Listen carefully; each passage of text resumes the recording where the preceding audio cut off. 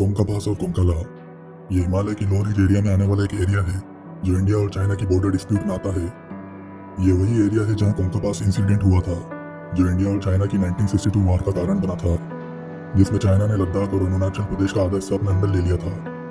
उस वक्त John F Kennedy America के प्रेसिडेंट थे, जिन्होंने इंडिया की हेल्प की और एक स्टेटमेंट जारी करवाया कि अगर चाइना की आर्मी अपने टेक ओवर को नहीं रुकती तो अगले 48 घंटों में यूएस की फोर्सेस न्यू दिल्ली में लैंड करेगी। इस स्टेटमेंट के 24 घंटों के बाद चाइना पीसफुल सेटलमेंट के नाम पर अरुणाचल प्रदेश से पीछे हट गया और अक्साई चीन का पार्ट इलीगली क्लेम करने लगा। तो ये कोंकाला पास का एरिया इसी बॉर्डर में आता है, जिसका साउथ वेस्ट पार्ट लद्दाख में है और नॉर्थ ईस्ट पार्ट अक्साई चीन में है। इस एरिया को नो मैंस लैंड भी कहा जाता है, क्योंकि इस जगह को लेकर दोनों देशों ने एग्रीमेंट किया हुआ है कि वहाँ कोई पेट्रोल नहीं करेगा पर दूर से नजर रखेगा। इन पहाड़ी इलाकों में एविएशन और इंडियन टेक्टोनिक प्लेट्स भी कन्वर्ट होकर मिलती है, जो पहाड़ों के अंदर नेचुरली गुफा और खाली बेसेस भी बनाती है। कोंकाला एरिया एक्स्ट्रा टेरेस्ट्रियल एक्टिविटीज में बहुत ज़्यादा एक्टिव है। यहाँ बड़ी तादाद में यूएफओस देखे जाते हैं। वहाँ बॉर्डर्स के दोनों साइड के लोकल लोग उन यूएफओ साइटिंग्स को बहुत कॉमन बताते हैं। वो कहते हैं कि यूएफओ कोंकाला पहाड़ियों से रेगुलरली आते जाते रहते हैं, और इस चीज़ को लेकर इंडियन आर्मी और चाइनीज आर्मी के लोग भी दावे किए हैं। वो यूएफओस और अलग अलग स्टैंड लाइट को आसमान में नोटिस करते रहते हैं। वो बताते हैं कि लाइट ट्रायंगुलर और स्फेरिकल शेप में दिखती है, जो आसमान में अलग अलग मूवमेंट्स और स्पीड चेंज करते हुए बहुत तेजी से निकल जाती है। इंडियन तिब्बत पुलिस फोर्स और आर्मी इस तरह की यूएफओ लाइट्स को रिपोर्ट करती रही है, पर कोई भी एजेंसी डीआरडीओ, एनटीआरओ, आईटीबीपी और आर्मी इस तरह की फ्लाइंग लाइट्स ऑब्जेक्ट के पीछे का कारण खुले तौर पर आइडेंटिफाई नहीं करती है। उन्होंने इन लाइट्स और ऑब्जेक्ट को एग्जामिन करने के लिए मोबाइल ग्राउंड बेस्ड रेडार और स्पेक्ट्रम एनालाइजर को पहाड़ों के ऊपर भी लगाया, जिसमें रेडार और स्पेक्ट्रम एनालाइजर दोनों उन ऑब्जेक्ट्स को डिटेक्ट करने में फेल रहे। उन्होंने ऑब्जर्वेटरी ड्रोन्स भी उन ऑब्जेक्ट के पास भेजे, पर वो भी इनफेक्टिव रहे।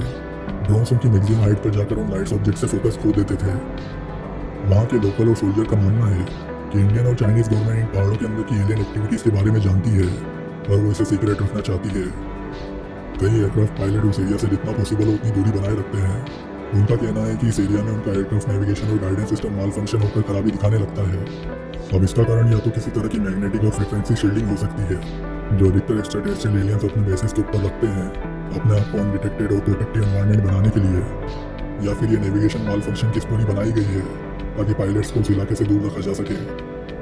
अब लोगों की आंखों देखी इन चीज़ों की कंक्रीट एविडेंस के लिए कई लोगों ने गूगल मैप्स का सहारा लिया, जिसमें वो कुछ अनजान गुफाओं जैसी ओपनिंग अचानक खुलते और बंद होते हुए पा रहे थे अलग अलग टाइम पीरियड में, जिन्हें गूगल अर्थ मैप का ग्लिच और एरर बताकर साइड कर दिया गया था। और आज के टाइम में ऐसी चीज़ें मिलना बहुत मुश्किल है, क्योंकि गूगल कई जगहों को पहले ही ब्लर और सेंसर कर चुका है। अब इससे एक चीज़ आप खुद भी समझ सकते हो, शायद चाइना उन अंडरग्राउंड एलियन बेसेस से कॉन्टैक्ट और उनकी टेक्नोलॉजीज को पाने के लिए ही तिब्बत और हिमालय की पहाड़ी के इलाके को अपने अंदर शामिल करना चाहता है। और जो भी है, इंडियन, तिब्बत, चाइनीज और नेपाल इन अंडरग्राउंड एलियन बेसेस और उनकी यूएफओ एक्टिविटीज़ को शायद अच्छे से जानते हैं, और वो इस पर जानबूझकर चुप्पी रखते हैं ताकि सिविलाइजेशंस को अंधेरे में रखकर उन पर कंट्रोल बनाए रखा जा सके। क्या होगा अगर आपको पता लगे कि हिमालय अंदर से खोखला है, जिसे एक्स्ट्रा टेरेस्ट्रियल अंडरग्राउंड बेसेस की तरह यूज करते हैं, और माउंट कैलाश के अंदर ऐसी टनल्स है जो दुनिया के दूसरे देशों और रिश्तों से कनेक्टेड है। जानेंगे दूसरी वीडियोस में। वीडियो अच्छी लगी तो लाइक और शेयर करें, और अपडेटेड रहने के लिए सब्सक्राइब करें।